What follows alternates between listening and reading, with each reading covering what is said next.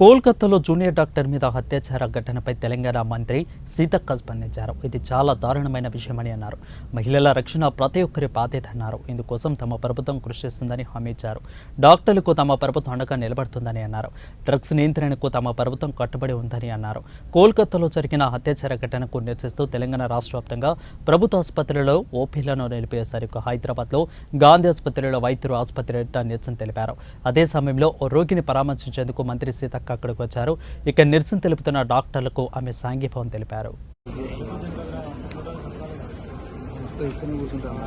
బయటికి వెళ్ళి పని చేసుకోవాలంటే నిరంతరం వెంటాడుతూ ఉంటుంది. ఒక సెక్యూరిటీ లేదు మనకు, నేను సింగిల్ గా పోతున్నా అనేటువంటి భయంతో మనం ఎంతైతే స్వేచ్ఛగా పని చేసుకోగలగాలో చేసుకోలేని పరిస్థితి ఏర్పడుతుంది.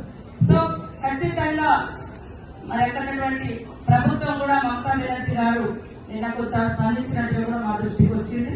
తప్పకుండా మరి మా పార్టీ పరంగా కూడా దేశవ్యాప్తంగా మద్దతుగా పాల్గొంటా ఉన్నారు. ఈ రోజు కూడా మీరు చేస్తున్నటువంటి యొక్క దీక్షకు సంఘీభావం తెలియజేస్తూ వారి కుటుంబానికి అన్ని రకాలుగా న్యాయం జరగాలని మేము కూడా డిమాండ్ చేస్తా ఉన్నాం. అదే కాకుండా భద్రత అనేది చాలా ఇంపార్టెంట్ గా, ఎందుకంటే పని ప్రదేశాలలో భద్రత లేకుంటే ఎవరు కూడా మనసు పెట్టి పని చేయరు.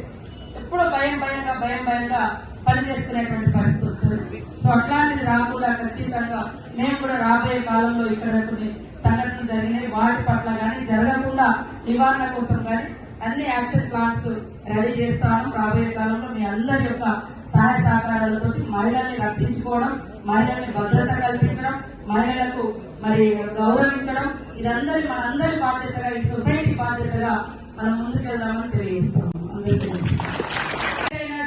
సింగిల్ ఉమెన్ ఉన్న ఇట్లా అట్రాసిటీ చేస్తాం, చంపేస్తాం అనేటువంటి ధోరణి అనేది మనల్ని మళ్ళీ ఎంతో పంపించే పరిస్థితి వస్తుంది. అంటే బయటికి వెళ్ళి పని చేసుకోవాలంటే నిరంతరం